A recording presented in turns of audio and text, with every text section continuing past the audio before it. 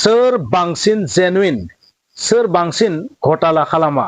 सोर एकदम पारफेक्ट सोर बयनिख्रुइबो माने गोग्गोसिन सोर बयनिख्रुइबो एकदम करापसन गैयै खामानि मावथारो बेखौ नोंथांमोना थारैनो बुजियो सबबो पलिटिक्स राजनितियाव बयनिख्रुइ गोग्गोसिन गोथारसिन करापसन गैथारिसिना सोर I don't know आं मिथिया नोंथाङा मिथिबा बुंबानो जाबाय माने आं बुंनो गोनां जाहैबाय मा दा बिदिनो जानो थांगासिनो दङ जे जोंसो जेनुइनसिन आमुक आमुक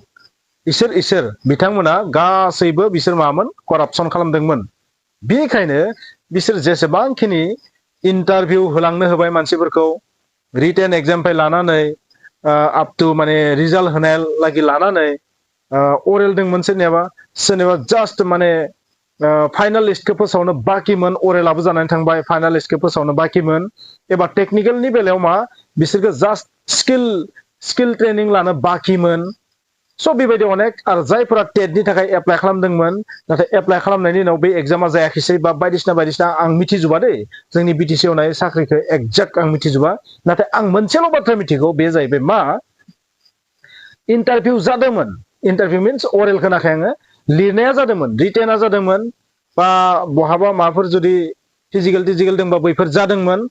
सोरनियाबा माने अरेलाबो जोबलांदों सोरनियाबा अरेल जायाखिसै माने भाइभाया जानो चान्स मोनाखिसै आरो सोरनियाबाथ' जास्ट एपइन्टमेन्ट अर्डारखौल'सो होनो बाकिमोन बै गासैबो केन्सेल जाजोबसिगोन नामा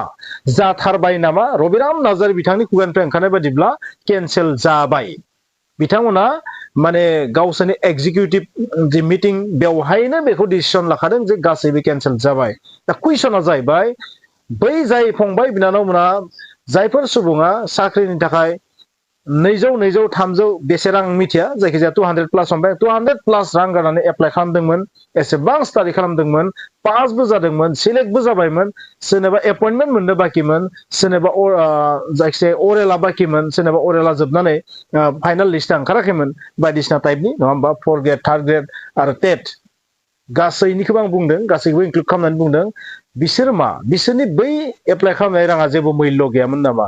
बै जे एग्जाम लादोंमोन बै एग्जाम लानाया जेबो ओंथि गैयामोन नामा जाय बर्डआ बे एग्जामखौ खुंदों जाय इनस्टिट्यूशना बे एग्जामखौ खुंदों मा बैसोरो जेबो बेसेन गैयामोन नामा बेसो सोंथि जानानै फैदों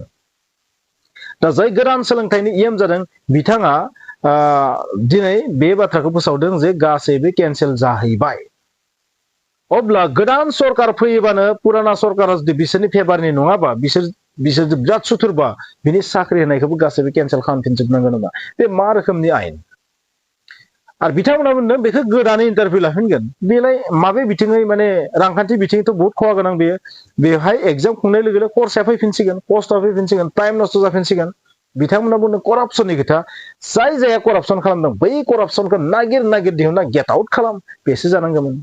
आरो ओरैहाय CSB नि टार्माबो जोबाखैमोन बेवहायनो डिजल्भ टाइमानो जोबाखैमोन नाथाय बेखौ डिजल्भ खालामदों आरो डिजल्भ खालामनानै दाबो गोदानै बिसोर CSB खौ दायाखै स' अनेक धरननि माने बेले बेजेखौ नुदों आरो आं बेवहाय बै CSB मायबा बेफोरनि बाथ्रा बुंनो फैयाखै आंनि बुंनांगौआ जाहैबाय मा इन्टारभिउ लाबाय बहुत मानसिया इन्टारभिउ लाबाय लानानै पास जाबाय सोरबा फेल जाबाय फेल जानायाथ' जेबो नंला जायफोरा बेवहाय सिलेक्ट जाबाय लास्टहालागै सहैदों जायफोरा मा गासैबो करापसन नामा बिदिब्ला गासैनियाबो करापसन नामा गासैबो रां लानानैसो जाजोबदों नामा बिदिब्ला बेबायदि जानो हाया रां रुफा लानायनि बाथ्राखौ बुंबा आं मोनसेल' बाथ्रा बुंगोन जोंनि बर'फोरनि गेजेराव आरोबाव गोदान मोनसे जारिमिन क्रियेट जाबावनो हागौ जे आंसो सैथोसिन आंसो बाङायबो करापसन गैया नोंसोर बिराद कराप्टेड जाबायदि बर' मोननैल' हानजा दं दा नों BPF आं UPPL बिदिल' दं बर' आजिखालि बर'आ मोननैल' हानजायाव दं दा BPF आरो UPPL बाखि एबसु मायबा माबि जेबो गैला खारन एबसुखौबो जिहेतु UPPL आव लांबाय नालाय मानसिफोरा बेबायदि आरो स' बेबायदि बिथिङाव साख्रिनि बेलायावबो बिदिब्ला माने ओरैबायदि बुंनांसिगोन जोङो जे जों होनाय साख्रियासो जेनुइन बिसोर होनाय साख्रिया करापसनदोसो होनाय साख्रि बेबायदि जासिगोन नामा बिदिब्ला बे मोनसे माने बे जारिमिन गाज्रि हिस्ट्रि फिउचाराव दानिफ्राय 20-30 बोसोर उनाव मानसिफोरा बेखौ मिनिगोन जे आमुक लिडारनि समाव आमुक EM जानाय समाव EM जानानैखि बियो बेबायदि फोसावदोंमोन स' बेयो मोनसे ब्लेक डे बायदिबो जानो हागौ बा ब्राइट डे बायदिबो जानो हागौ खारन बिथांमोना बे खामानिखौ मावाखै जे सोर जेनुइन सोर रियेल सोर नंखाय सोर करापसन खालामदों सोर फैसा घुस होदों सोर एग्जाम लिरालासिनो मोनदों सोरनि माने OMR खम मार्क मोननानैबो टप लेभेलाव थांदों बेखौ जेबो नायबिजिराखै डाइरेक्ट केन्सेल बेथ' मा होनगोन बेखौ एकना एकट'बाद नामा आं जि गोसो जायो आं खेन मावनो हायो हु आर इउ नों सोर बिदिसो जागोन ना बिदिब्ला अब्ला बै जायफोर बिथांमोना लिस्टआव दंमोन जायफोरा पास जादोंमोन जायफोरा हार्ड लेबार खालामदोंमोन बै जेबो बेसेन थायाखैसै That means नों आं पाब्लिकआ जेबो बेसेन गैया सरकाराव थानाय मानसिफोरा जि गोसो जायो बेखौनो मावनो हायो बिदिसो जागोन ना बिदि स' बिनिखायनो बेवहाय केन्सेल खालामनाय सोदोबखौ बुङालासिनो बिथाङा बिनि सोलाय नायबिजिरगोन होनबाबो बेसो जागौमोन नायबिजिरनानै जेराव करापसन मोनदों बेखौ केन्सेल खालाम बेवहाय गोदानै एग्जाम लानाय रांखान्थिखौ बरबाद खालामनायनि मा मिनिं जायफोरा करापसन खालामदों बेखौ आउट खालामना बेसो सरकारनि आसलि गोहो जानांगोन ना जे 2 नम्बरखौ दिहुननानै बेखौ मोगथाङाव लानानै फै दा मा जागोन केस होगोन होस्रिखावगोन धरना जागोन आरो पलिटिकेलि बिसोरो लससो जागोन खारन धरना होगोन मानसिफोरा बै जायफोरा सिलेक्ट जानानै दं बेवहाय 500 600 1000 जायफोर सुबुं बिसोर मा खालामगोन निश्चय धरना होगोन आरो उल्टा दावराव दावसियासो बांगोन ना स' बे मोजां डिसिसन बादि नुहुरासै आङो बे जुदि केन्सेल खालाममारदोंबा खालामदोंना खालामाखै खुगाजोंसो बुंदों खुगाजों बुंनाया लिरनायजों डिफारेन्ट जायो नालाय बिथाङा खुगाजों बुंदों स' खुगाजों बुंनाय बाथ्राखौ जों आं फोथायजोबा स' केन्सेल होनदोंबाबो खुगानिसो राव जानो हागौ बास्तबआव केन्सेल जादोंना जाया बेखौ दासिम मिथिया बिदिब्ला बे मोनसे जोबोर माने गाज्रि बिथिं जाहैबाय आंनि नोजोराव स' बेबायदि खालामनाङामोन सरकारा आरो बिथांमोना VCDC सेक्रेटारि बिसोरखौ करापसन जादों होनना बुंदों नाथाय बिथांमोननि सासेखौबो दासिम केन्सेल खालामनो हायाखै बिथांमोना बेबो साननो गोनां स' बेबायदि आरो स' मोनफ्रोमबो बिथिङावनो माने सौथु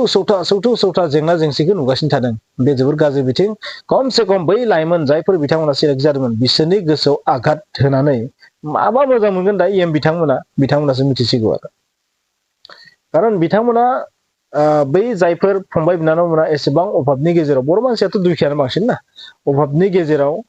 बैहाय सिलेक्ट जादोंमोन अभाबनि गेजेरावबो बोरैबा सिलेक्ट जादोंमोन लाइफ स्कपआथ' खनसेबा खननैल'सो फैयोना लाइफआव बै स्कपआबो दिनै जुदि डेस्ट्रय जालाङोबा नस्थ' जालाङोबा बिनि समान आरो दुखुनांथावसिन मा दं जायफोरा टेलेन्टेड एक्सपार्ट थाखा फैसा दङ बिसोरनि थाखायथ' बे कुचबिनि जेबो नङा बेफोरो साधारन बुस्थुफोरा जेबो नङा नाथाय जायफोरा माने अबस्थाया जोबोर गाज्रि बिनि थाखायथ' बे जोबोद दुखुनांथाव बिदिब्ला नोंथांमोना मा सानो जे बेबायदि Grade-4 Grade-3 TET टेक्निकेल नन टेक्निकेल जिमान जि बिभाग दङ जेराव माने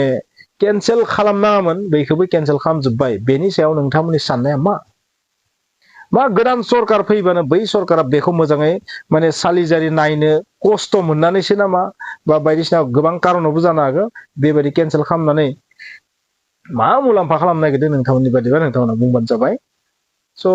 रबिराम नार्जारि बिथाङा मानो बेबायदि खालामखो बिनि कारना मा बेखौथ' बिथाङा खिन्थायासै जे मा कारननि थाखाय बेबायदि केन्सेल जादों करापसन जादों होनना बुंदों करापसननिथ' प्रुफ दिन्थिनांगोन ना नोंथाङा करापसननि प्रुफखौ दिन्थि बिनि उनाव केन्सेल खालाम नाथाय जेबो मोनसेबो प्रुफ होआलासिनो डाइरेक्ट केन्सेल खारन बेखौ नायबिजिरालासिनो केन्सेल उइदाउट माने इनभेस्टिगेसन डाइरेक्ट केन्सेल बे माबोरै जानो हायो बेथ' माने सोरनिबा माने मा होनगोन बेखौ ल'नि लेंगुवेजाव मा बुंगोन जायफोरा ल' मिथियो नोंथांमोना बुंदो जे ल'नि लेंगुवेजाव मा बुंगोन बे हिउमेन राइट्स भायलेसन मा होनगोन बेखौ आइ डोन्ट नो माने ल'नि सोमोन्दै आंनि नलेज गैया दा बेयो सासे मानसिनि जि राइट्स मोनथाय बे राइट्सखौ गोसोबादि बेखौ मा खालामदों माने जेथिं मेथिंनो खुबैलाबायदों आरो गारलाबायदों दे ओरै खालामदो नों ओरै पास जादोंमोन नोंखौ आं फोसावबाय फेल जाबाय देट मिन्स बेखौ केन्सेल खालामनायनि ओंथिया जाहैबाय मा नों इन्टारभिउ पास जादोंमोन मोनसे सरकारा एग्जाम खुंनानै इन्टारभिउखौ पास खालामदोंमोन नाथाय बे सरकारा फैनानै बुंबाय नों पास जादोंमोनबाबो नोंनि पास जानायखौ आं गोसोबादि हल्ड खालामबाय बा बेखौ रिजेक्ट खालामबाय माबायदि आयेन जागोन बेयो स' बेयो आसलथे ल'खौबो भायलेट खालामनाय बायदि जाहैगोनखौ आं बुंगोन आरो सासे सानै सोरबा कराप्टेड सोरबा 2 नम्बरै लादों बेखौ आउट खालाम जुदि कमप्लिटलि गासैबो 300 400 1000 मानसिया जुदि 2 नम्बरै खालामदोंबा गासैबो आउट खालामजोब नाथाय प्रुफथ' नांगोन ना स' बेवहाय जोङो केस होनाय नुगोन कर्टआव थांनाय नुसिगोन स' गावनि आथिङाव गाव रुवाजों दानना लानाय होननाया बेनो जासिगोन दरकार दावराव दावसि ओरैनो मानसिफोरखौ गोसोखौ अहान्ति ओरैहाय इलेक्सन फैबाय थादों इलेक्सना माइनास जागोन ना बिदिब्ला बिपिएफ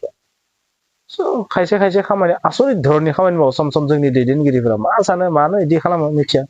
बबेखानि दैदेनगिरिफोरखौ आं मोनसे बाथ्रा बुङो दैदेनगिरिफोरा साख्रिया मा बुस्थु खमिथि आंनि नोजोराव खारन बिसोर कररपति गासैबो दैदेनगिरिफोरा एमएलए एमसिएलए इएम जिएम गासैबो कररपति आंनि मिथिनायाव आंनि आइडियाव सब कररपतियानो बिसोर कौटिनि मानसि कौटिनि मानसिया 30-40 हाजार दरमा मोननाय मानसिनि बा सानसेयाव बोसोरसेयाव 1 लाख बा 50,000ल' आरजिनो हानाय न'खरनि मानसिफोरनि दुखु दाखा मा बुजिनो स' बेबायदि